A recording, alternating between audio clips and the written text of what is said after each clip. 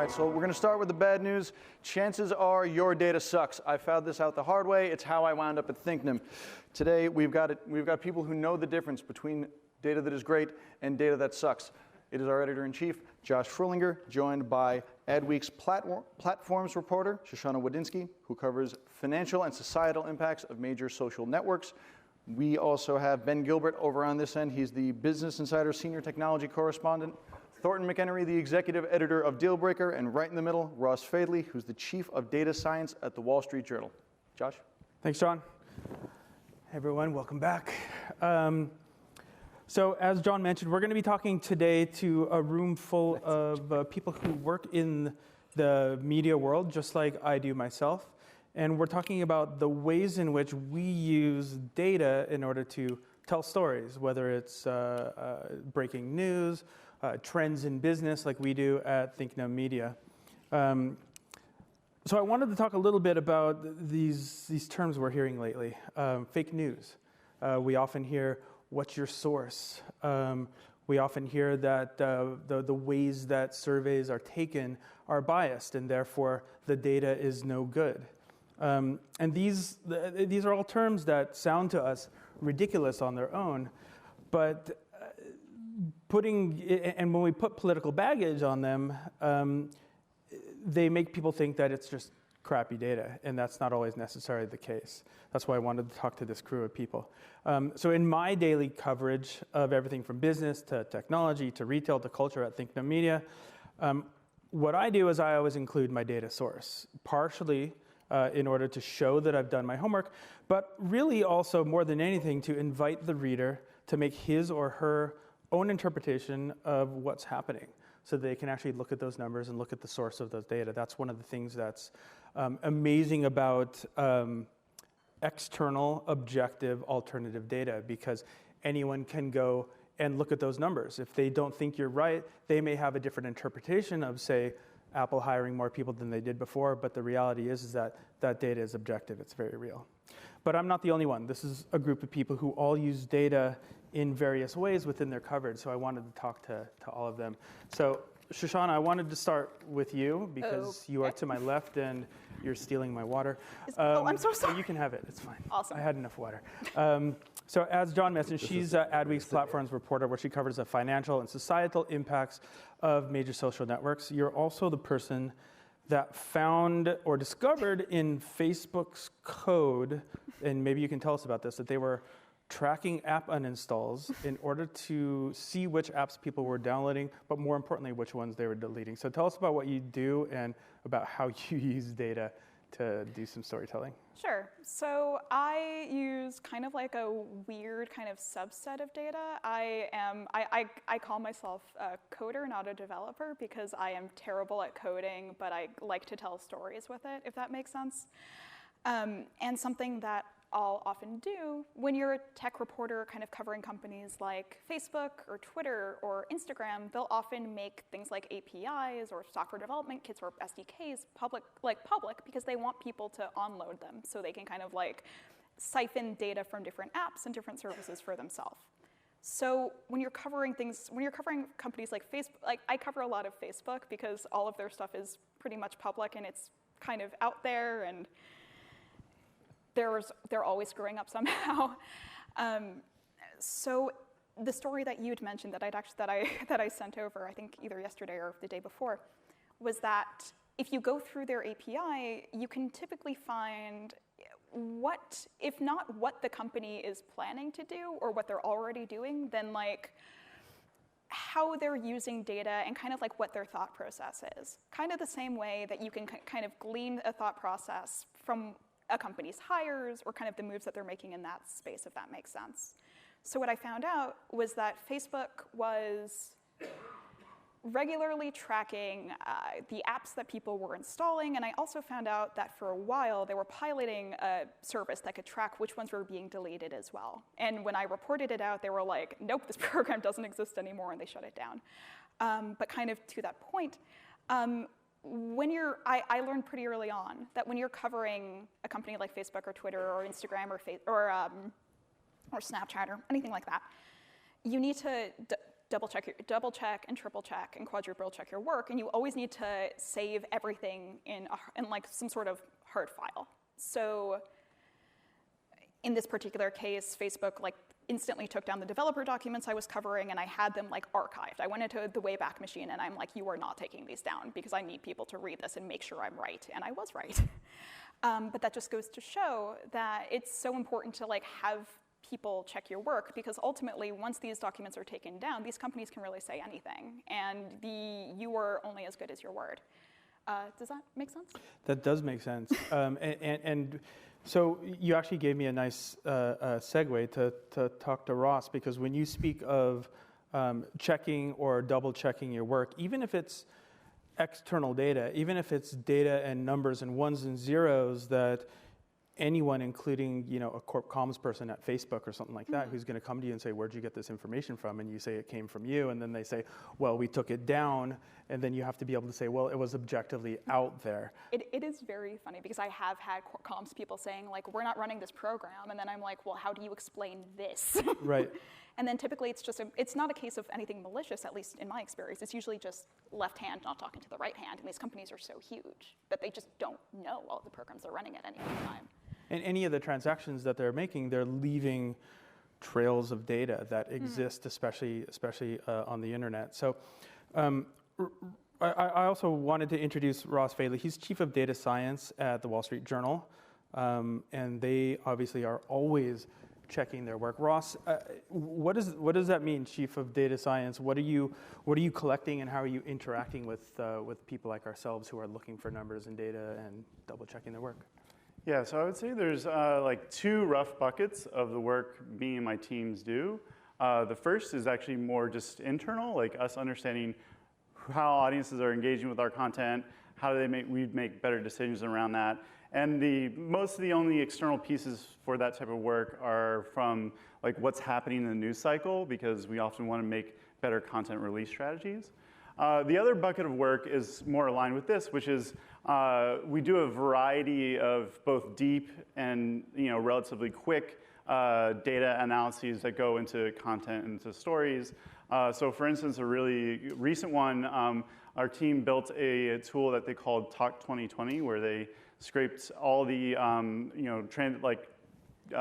transcriptions and public speeches that candidates have done going back to 1994, and then built a whole bunch of machine learning models on top of that, so that then reporters and journalists can actually dive in and actually surface the topics that they're talking about and get a more cohesive picture around how the conversation has transformed over time, both like historically, but also leading up to this current cycle.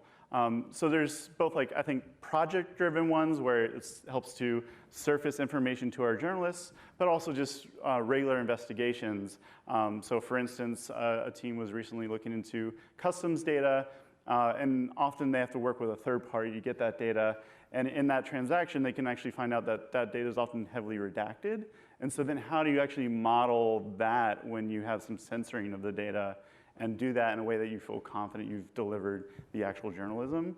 So that's some of the rough flavors of things we worked on. And how do you normalize that data and still keep the veracity of, say, the vector of change within that data or something like that, and make it still meaningful without necessarily affecting where you're trying to get with that story, I guess you can say. Exactly. So moving further down, God, you guys are so far away from Thornton. This is Thornton McEnery. He's the executive editor of Dealbreaker. You may have heard of them. Daily coverage of finance, usually a lot more with a higher metabolism, if you will. So talk to us about that. I mean, you guys are hitting these financial stories hard on a daily basis. Yeah, I mean, our approach to data is we're dealing exclusively, almost, our audience is really people on the street who sort of want to have their personas reflected back at them in a less flattering light. It's a very masochistic news website. But our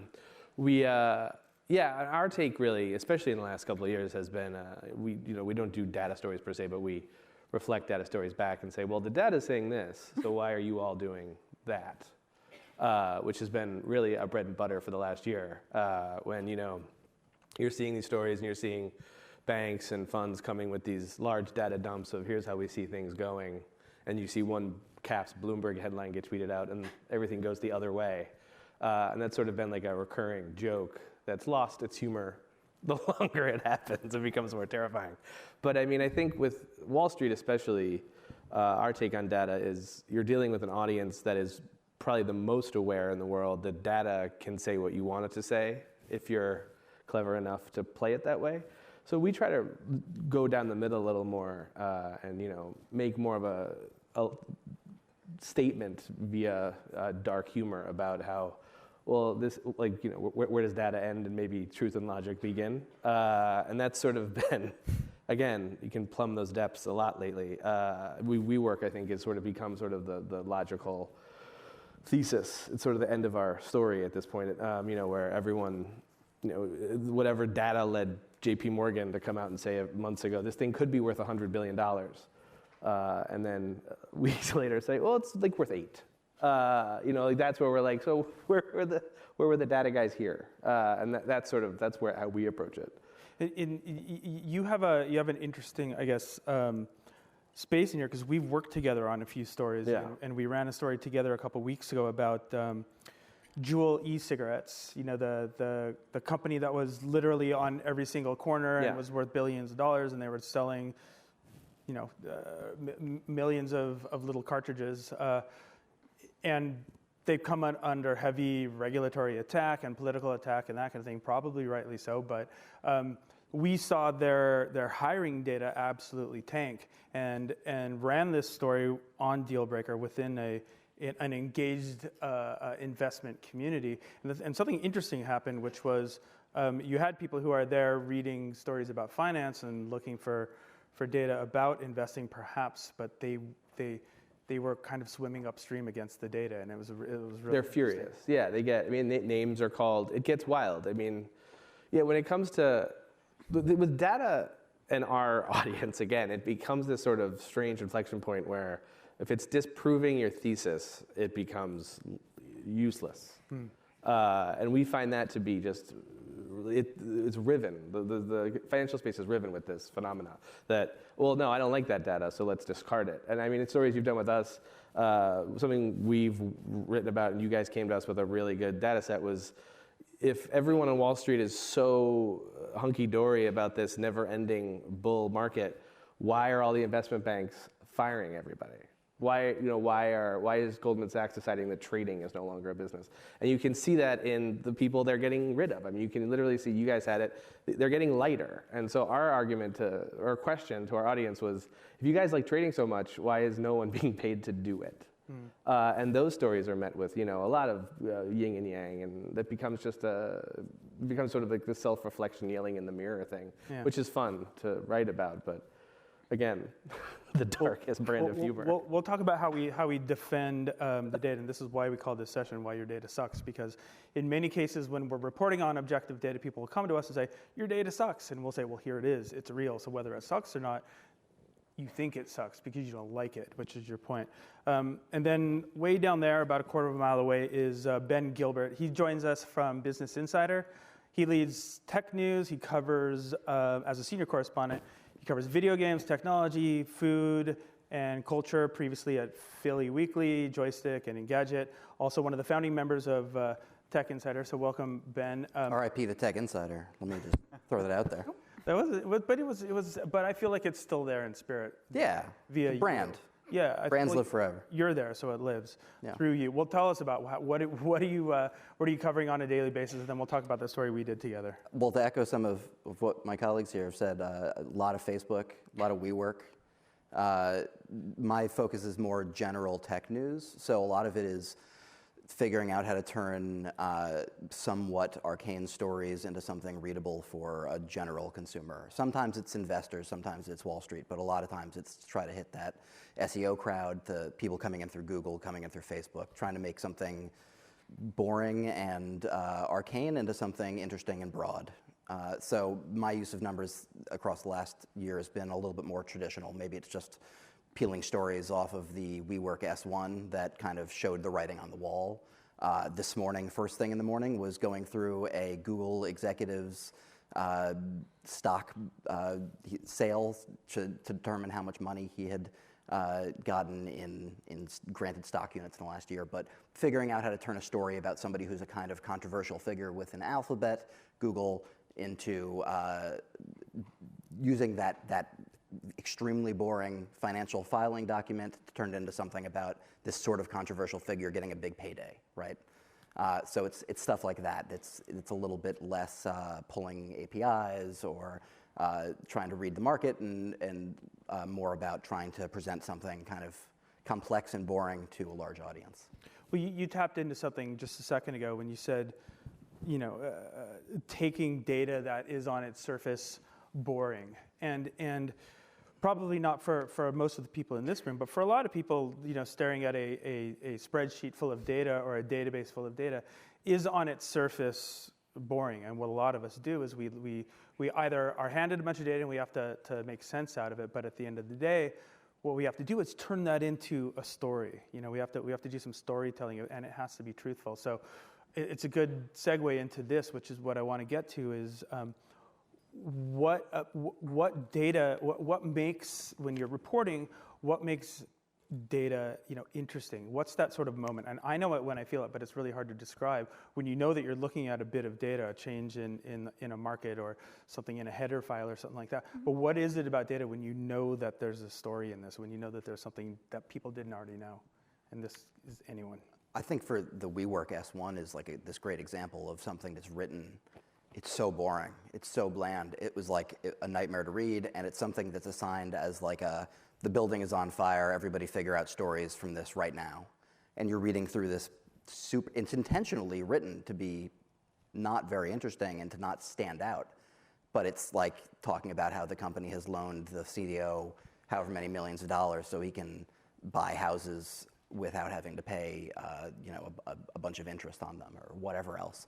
And trying to, but it stands out when you actually stop and look at a relatively boring sentence about that loan and think like, oh, well, a company lent their CEO this many millions of dollars so he could buy something that he really didn't need, and he's already a billionaire, and blah, blah, blah.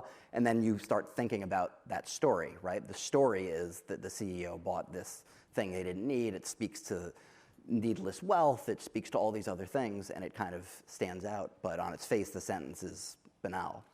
I would quibble with the boringness of the WeWork S1. I think it might be one of the greatest pieces of unintentional financial comedy ever written. I think it was, because I think if we're talking about data, we're talking about what's important. I mean, we had for 2 to 3 years, 4 maybe, since the Etsy IPO, I think we've had this amazing line of IPOs where this company's going public, it's telling investors, we don't make a profit. In fact, we lose an exorbitant amount of money. And we can't tell you when that's going to stop. However, we'd love your public market money. And Etsy did it. Blue Apron did it. Uber. Lyft and Uber. And this kept going on. And their S1s were boring. And like Etsy's was the most interesting because it was like, we're going to, not to be glib, but it was a lot of like, we're going to give beads to children of Venezuela for free and you're going to love it. And the public markets were like, that's adorable, but can you sell the beads? Because we like profits. We're the public markets. So these things were boring documents on purpose to sort of hide, not to push that forward the idea that we lose money, just sort of let it hang there as a premise. The WeWork S1 was stunning. I think it's a beautiful document because it is not only not vague about it, it is bragging about how much money they lose. And this might never end. But don't worry, because we're amazing. Like we are such a transformative, beautiful company that we're going to lose maybe more billions going down the line, and we're just going to keep asking for more, and it's going to be tremendous. And I think that was sort of when Wall Street was like, pardon my French, Jesus Christ, what have we done? I mean, it was literally like, I think most parents have this experience. They look down like, oh my God, I've allowed this to become a reality. I have to stop this. And that was the WeWork S1. It was, oh no. And I think that's when the whole thing sort of fell apart. And I think that was a data story because finally we were seeing what we'd seen. Other people who watched WeWork were like, when they go public, this is going to be wild. And then they put it in the S1. It was just their data right there. There's no money here. And it was fascinating. That I knew we had a data story that day. So we all deal with this on a daily basis as reporters, where we see something in the data that's true, It's either it's in the S1 or it's in the type of hiring that they're doing, or Ben and where they've put their stores. We did that story together about GameStop, and it's out there. It's true, but the markets either don't care or they ignore it, or to your point, it's so there's so much momentum that it keeps moving despite all of that. How do we?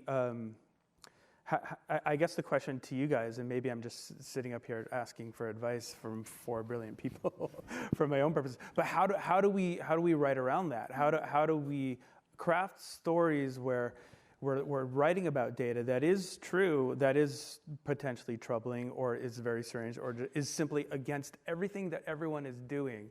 And how do we craft that without going into clickbait territory? I can kind of speak to this.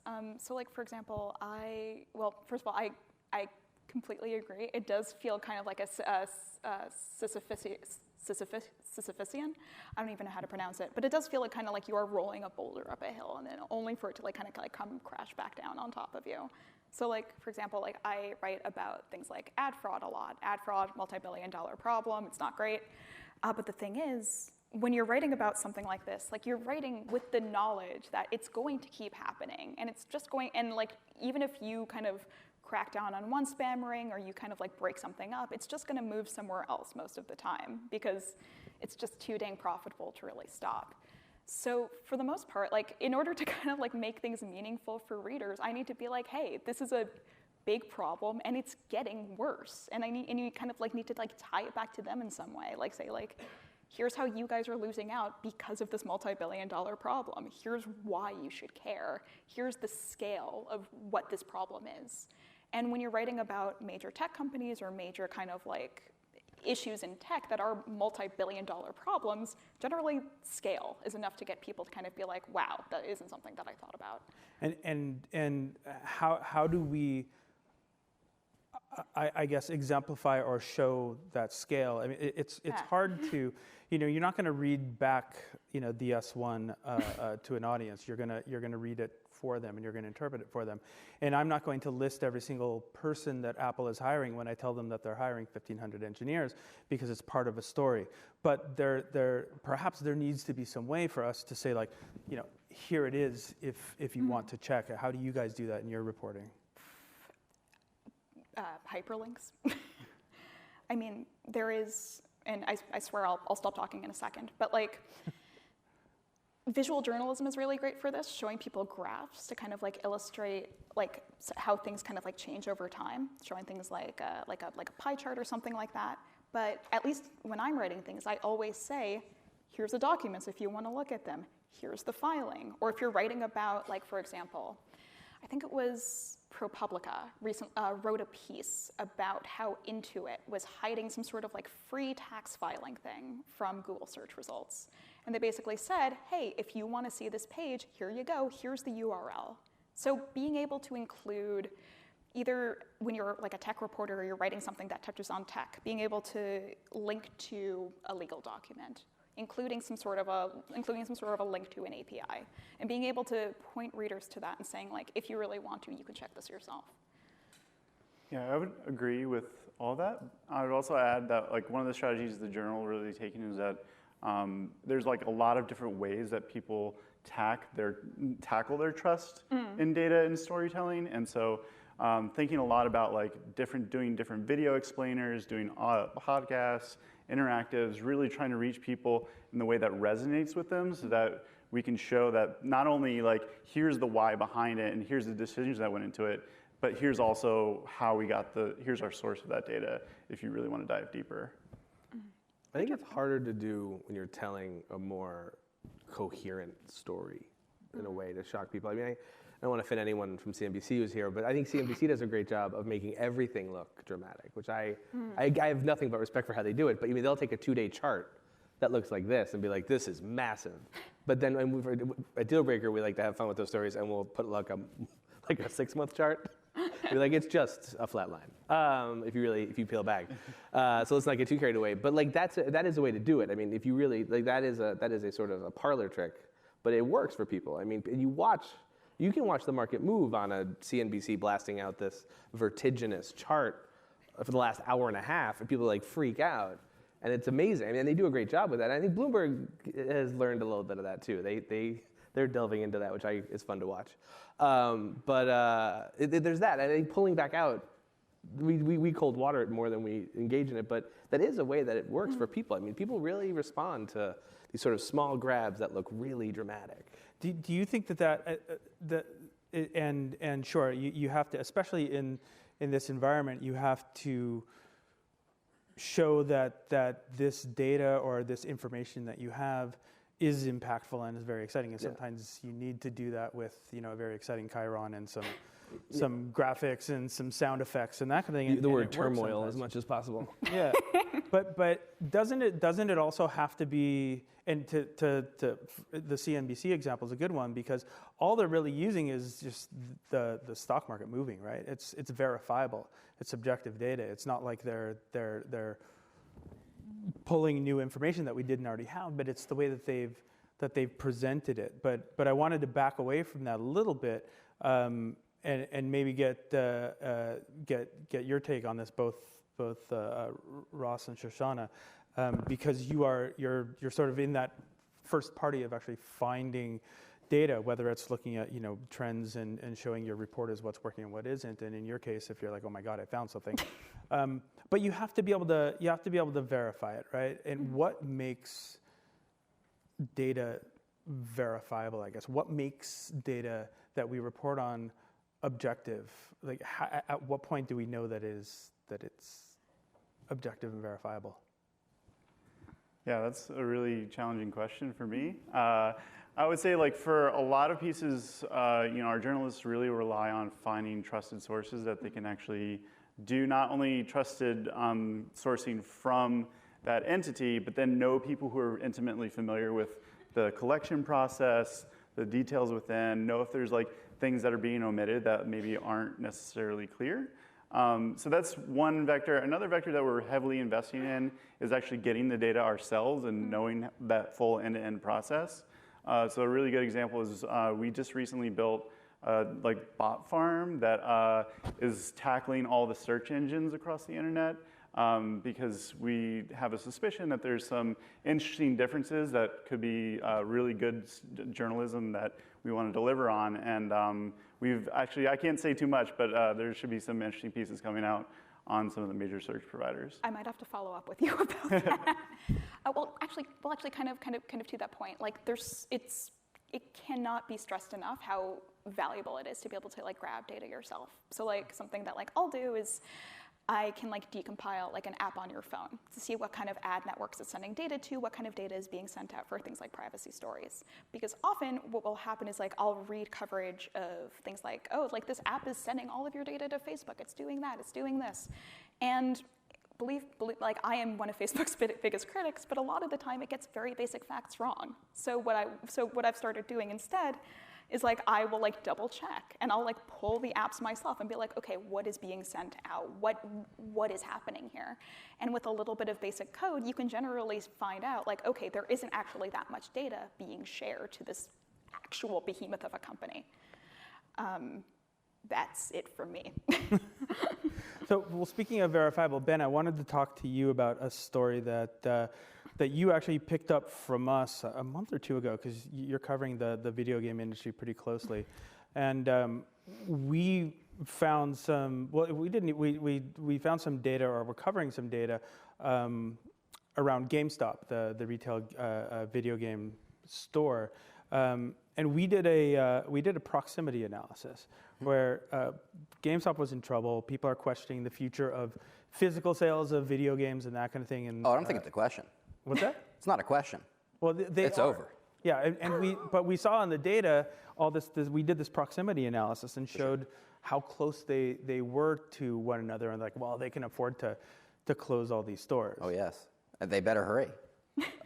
Yeah, I mean, they have huge problems where they spent years buying a bunch of other companies, have a ton of duplication in markets where they have way too many stores that are way too close to each other, and the market is disappearing for physical media in the same way it disappeared for CDs and DVDs before it. It's happening with video games, just more slowly. So New York is a perfect example where there's like 25 GameStops or some ridiculous number across the 5 boroughs, and a lot of them are very close to each other, and their leases are thankfully running out, and they're letting go of a lot of that. I mean, they're barely treading water right now. Their stock is in the gutter. They're trying to just survive until the next set of consoles comes out, and hopefully that'll keep them afloat for a little bit. At least that's what they're betting. But they're a great example, though, of a company where you can see a lot of their data out there and see why they're failing, right? Whether it's their stores being too close together, their bottom line just being in a bad place, the fact that they're in a market where you can track the sales of physical media going down, right? Like you can, across the board, they can talk all the game they want, and they continue to try doing that on their quarterly investment calls, but they're treading water until the inevitability when they go away, just like Blockbuster and Tower Records and whatever else before it.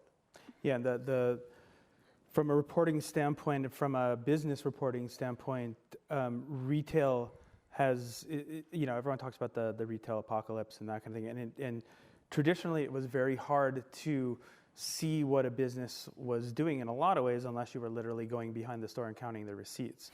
But now that they're transacting online and they're publishing their sales ranks, and you can see things declining or that kind of thing, or we see the number of stores expanding or contracting over time, it tells totally different and very real objective stories about how these companies are doing from an economic standpoint. Amazon has probably been this huge benefit to retail reporters everywhere, right? So much of their data is public, so much of it is searchable, just as a measure of having an online store. I mean, you can see what's the most popular item in every category for the biggest retailer in the world. Like, that's huge. Yeah, and some of the people who are selling that stuff hate it. Yes, because they do. It doesn't allow them to spin things. So we've quickly run out of time, because this is what happens when you put a room full of writers in the same space. We will talk forever. So thank you very much for your insights and your brilliance, guys.